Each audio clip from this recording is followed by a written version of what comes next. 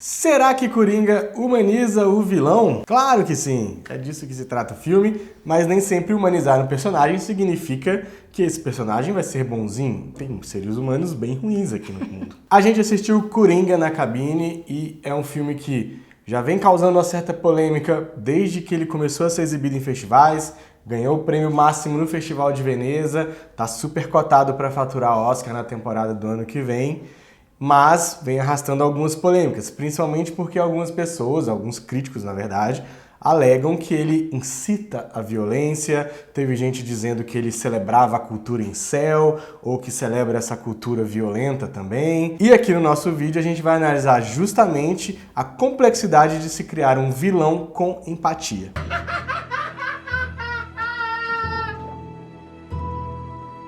Aviso, a gente vai ter que falar alguns spoilers para exemplificar os nossos pontos e porque a gente acha que foi uma boa representação desse vilão.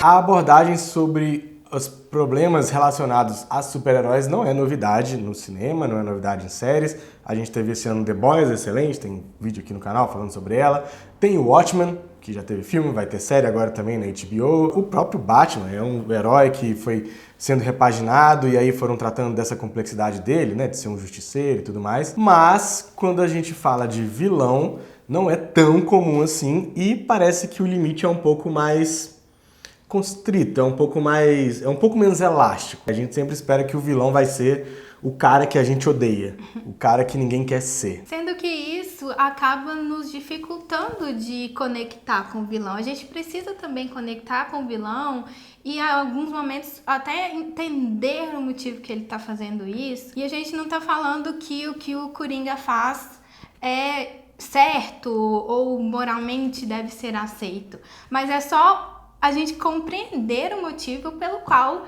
esse personagem está fazendo isso. E assistindo a Coringa, a gente acha que a história faz isso de maneira responsável. Ela humaniza esse vilão, ela dá explicações de por que ele chegou até o ponto que ele chegou de uma maneira responsável e construindo isso na história de uma maneira a gente entender os fatos. Aliás, a construção do Coringa no filme, a construção temporal dele no filme, o filme tem 2 horas e pouquinho, acho que é 2 horas e 2.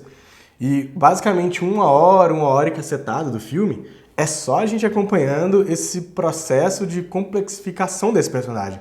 Esse processo de mostrar uma figura atormentada, ele tem problemas mentais diagnosticados, né? Ele sofre de ansiedade, ele é depressivo. A gente vai acompanhando esse processo, que é decorrente dessas doenças mentais dele, que estão sendo tratadas, até o ponto em que ele vira esse vilão que toca o caos em Gotham City, né? Então, não é nada atropelado. No começo do filme, ele tá em tratamento, ele usa medicamento, ele faz o aconselhamento no serviço social. Então, ele tá ali cercado dos cuidados que ele precisa, mas também tudo envolvido com a sociedade que ele vive, né? Então não é o ideal, ele não tá 100% bem porque é uma situação complexa, mas ele tá tão cercado desses cuidados que o primeiro momento que ele aparece sendo agredido por aqueles meninos, são 5 meninos, né? Ele não consegue revidar, ele corre atrás, mas ele apanha. Então ele não é um ser humano violento naquele momento, né? Enquanto ele tá sob os cuidados que ele precisa. Aí a gente entra num ponto central do Coringa, do filme, do Todd Phillips, que é muito sutilmente cutucar problemas da nossa sociedade e que talvez até explique essas críticas de ele está endossando a violência, Coringa está exaltando a violência, exaltando a cultura da violência e tudo mais, porque ele aponta problemas muito específicos que seriam relativamente não fáceis, mas que a gente vê uma solução prática, que é valorizar um sistema de saúde que busca a atenção do paciente e ser empático com esse paciente, tratar ele como um ser humano, já que no filme o que a gente vê é o oposto, é um sistema de saúde completamente falido, até dando um pouco dessa noção de que está abandonado, né? É um serviço público que está abandonado, então tá tudo caindo aos pedaços, é esfumaçado, é feio. É um lugar que você não queria estar. E o aconselhamento também é ruim, dando a entender que a própria profissional que está aconselhando ele também não tem a valorização necessária, então é tudo meio corrido, ela tá ali só enquanto tem a verba da prefeitura e tudo mais. Então, esse sistema de saúde que falhou com ele, de saúde mental que falhou com ele, também é um fator que é responsável para culminar nos atos violentos que ele toma na vida. This is the last time we'll be meeting. You don't listen, do you? Além desse fator de não ter um tratamento, um serviço, dele perder esse serviço, né? No começo ele tem e aí ele perde. Tem toda a instabilidade econômica da cidade. A gente vê que tá um momento de crise. Tem greve dos lixeiros, então a cidade já tá cheia de lixo também, a cidade tá revoltada, tá explodindo, né? Gotham, como uma grande metrópole, e aí a gente tem um problema que é facilmente relacionável com as nossas metrópoles, é uma sociedade extremamente desigual, é uma sociedade em que há índices absurdos de criminalidade, inclusive é o contexto que surge o Batman, né? Para combater o crime, um vigilante, um justiceiro. Isso também influencia no comportamento do Coringa, que é um cara que já não tá com a cabeça muito boa, não tem a cabeça, né? Tá com problemas mentais, numa sociedade que também trata ele como lixo. O lixo é uma grande metáfora do filme. Se ele não tem a estabilidade econômica, se ele não tem o direito também de ser tratado por um serviço público, como ele vai se tratar? Eu pensei nisso quando ele perde esse direito, ele vai tirar e ele dinheiro? mesmo pergunta como eu vou comprar os meus medicamentos, sendo que ele tem um subemprego de palhaço. E aí nesse contexto surgem figuras que são messiânicas, né? Que, por exemplo, é o Thomas Wayne. A gente tem a figura do Thomas e das indústrias Wayne, né, da corporação Wayne, como a comparação de um bilionário, um velhinho bilionário que morreu no assalto, e aí o filho dele herda e tudo mais. E no filme ele é retratado como um bilionário do modo como eu imagino mais os bilionários. Ninguém constrói uma fortuna bilionária sendo gente fina com as pessoas. Isso não existe, gente. E é interessante como ele vem com um discurso que é muito associável ao que a gente vive hoje, né? Super atual, né? Uma pessoa que chega, eu sou um grande empresário, só eu posso salvar a economia desse país, só eu posso melhorar o que está acontecendo. A gente tem exemplos no Brasil, o próprio Estados Unidos elegeu um presidente que é um grande empresário e com esses discursos de salvar todo mundo e de voltar a economia nos trilhos. E outra coisa que é muito interessante é esse discurso de estão contra os ricos, estão revoltados contra os bilionários. A gente vê esse discurso aqui no Brasil. Ai, nem pode mais ser rico.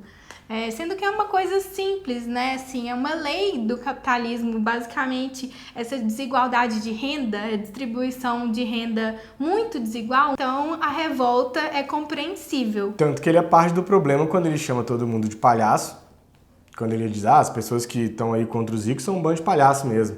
E aí aquilo cria o símbolo, né? As pessoas se vestem de palhaço para fazer protestos em Gotham, depois que ele dá essa declaração na TV.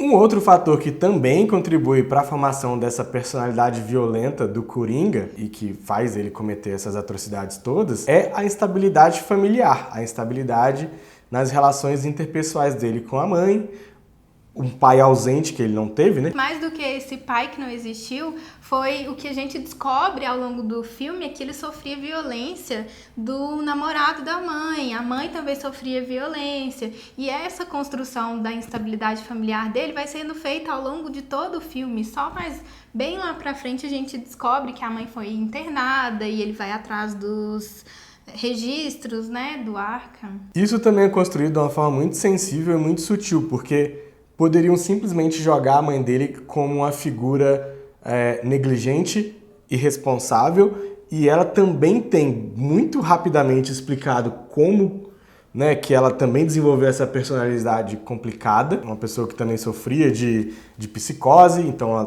também não recebeu o tratamento adequado e acabou gerando problemas pro filho dela. É pouco tempo em tela, mas que dá conta de ser complexo. Da gente não ficar simplesmente, nossa, mas a mãe dele também, hein? Puta merda.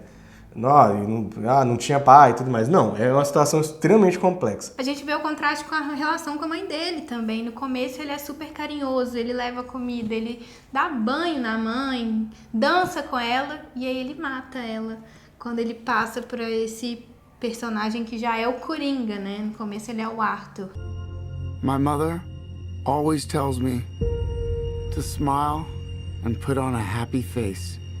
A gente fez uma pesquisa sobre influência de jogos, filmes, música, coisas que muita gente gosta de apontar de uma maneira rasa, como elementos que influenciam em assassinatos em massa.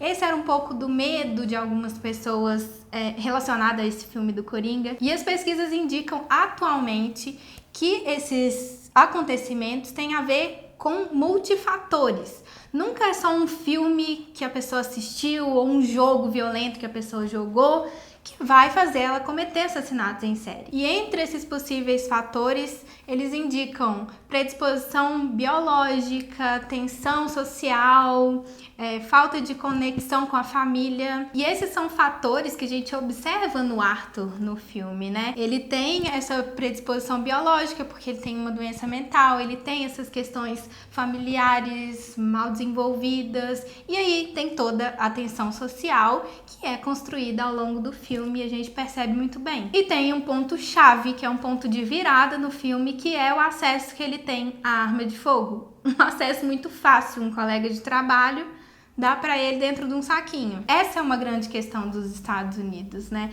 Sempre quando tem esses massacres, que infelizmente são muito recorrentes, tem essa discussão, mais uma vez, sobre o acesso, que é fácil, se vende em supermercado arma de fogo. Em 2012, teve um massacre em um cinema, não sei se vocês se lembram, em Aurora, e o assassino se dizia inspirado no Coringa do Heath Ledger. Então, esse filme já levantou essa questão por causa disso, é uma associação um pouco óbvia, né? Então as famílias das vítimas de Aurora escreveram uma carta para Warner e eu achei muito interessante o conteúdo dessa carta. As famílias escreveram para a CEO da Warner pedindo que o estúdio deixasse de apoiar políticos ligados à Associação Nacional do Rifle, o que aqui no Brasil seria a bancada da bala. E outra sugestão foi apoiar fundos de sobreviventes de massacre e programas de intervenção contra a violência armada. A resposta da Warner a essa carta das vítimas, dos parentes das vítimas de Aurora, é que os cineastas, nem o estúdio, tem a intenção de fazer o Coringa como um herói nessa história. Ele é um vilão.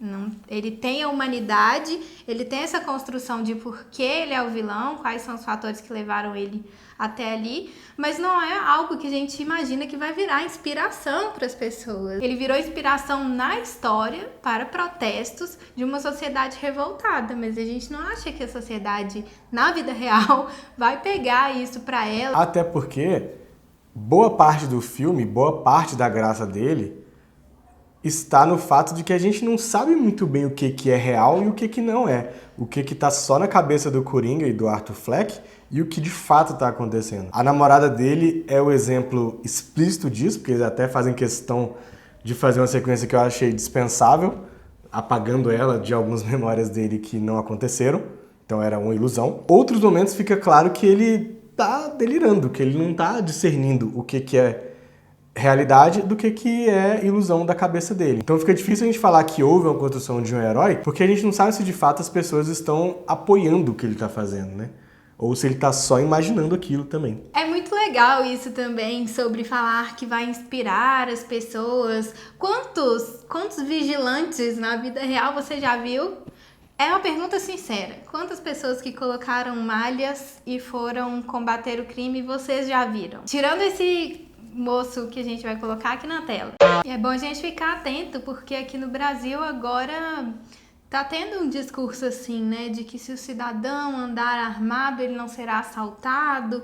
E aí teve aquele caso esse ano mesmo, em Suzano, que o vice-presidente culpou os jogos e falou que se os seguranças da escola estivessem armados, isso não teria acontecido. Esse é um discurso muito perigoso, né? Não é nesse campo que devemos atuar. E o Coringa vem com essa discussão desses multifatores, que é exatamente o que a gente deveria estar pensando, e não em jogos ou se os filmes vão deixar as pessoas mais violentas, mas em ter uma sociedade menos desigual, em poder falar sobre esse assunto, em ter um tratamento para pessoas que têm doenças mentais. Aliás, se a gente pode tirar uma lição, uma mensagem do filme, muita gente gosta de tirar mensagens, Moral da né? história. O moral da história é sobre a importância de se escutar, de se conversar sobre problemas, das pessoas terem canais em que elas se sintam à vontade e seguras para se abrir. O Coringa só consegue ser honesto no programa de televisão,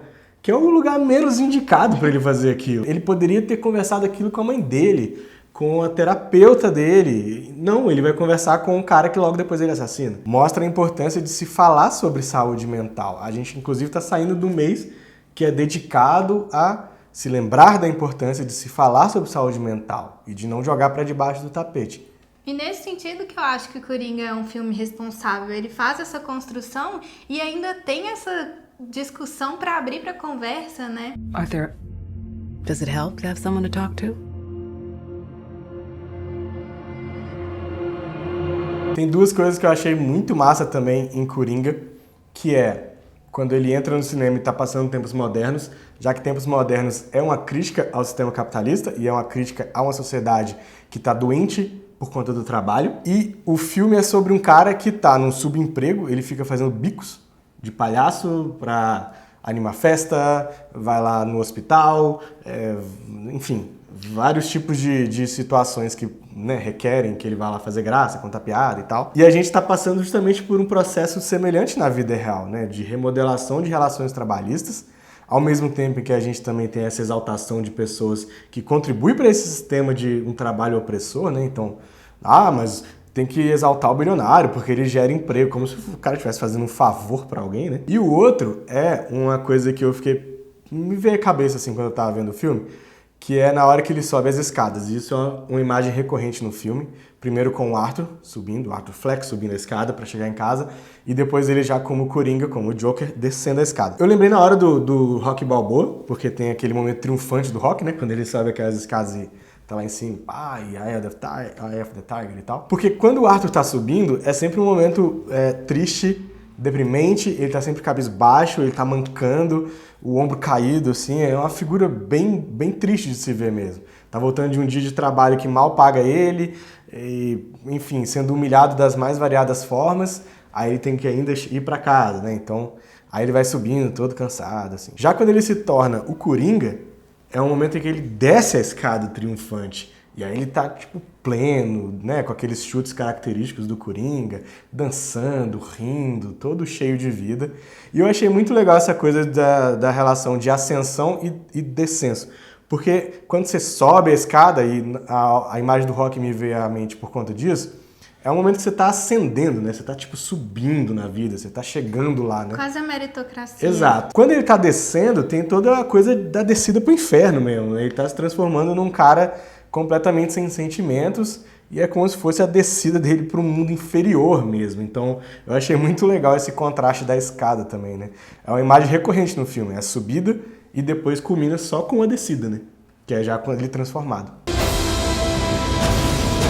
Antes de encerrar, rapidinho, a gente vai falar de um assunto que também dominou as discussões sobre o Coringa, que ele valorizaria a cultura incel, nem sei se pode chamar de cultura incel, que valorizaria os incels, Esse movimento, sei lá como é que chama isso, que raio que é isso. Porque não são organizados, eles estão em fóruns de internet, ficam destilando ódio, misoginia, é bem sério, não é brincadeira, mas a gente acredita que, de forma alguma, o Coringa esteja relacionado a esse incelismo. Porque o Coringa não tem características que são associadas a incels. Por exemplo, ele não é um cara misógino. Ele não comete atos de ódio contra mulheres por elas serem mulheres. Ele também não tem ódio direcionado a homens atraentes sexualmente ativos, que é uma característica incel. Ele também não tem o sexo como um problema da vida dele. Falta de sexo. Dos problemas, exato. Não é o principal problema, não é o problema que desencadeia atitudes ruins dele. Pra gente ficou claro que ele não tem nenhuma relação com o incel, então a gente decidiu não comentando, porque a gente não ia se delongar muito nesse assunto. Foi uma polêmica gerada no exterior, algumas pessoas trouxeram pra cá também, mas que a gente acredita que não tem nada a ver. Pra finalizar, é bom a gente ressaltar que essas são as nossas impressões sobre o filme, bem particulares. Não estamos dizendo que estamos certos, a gente pesquisou, a gente pensou sobre o filme. E aí, se você teve outra impressão, se você percebeu algo que passou também, a gente não trouxe no vídeo, deixa aqui nos comentários, vamos conversar. Então é isso. Se você curtiu, deixa seu joinha, Compartilhe esse vídeo com as pessoas para que elas assistam Coringa. Isso é muito importante pra nós. E até o isso. próximo vídeo. Tchau. Tchau.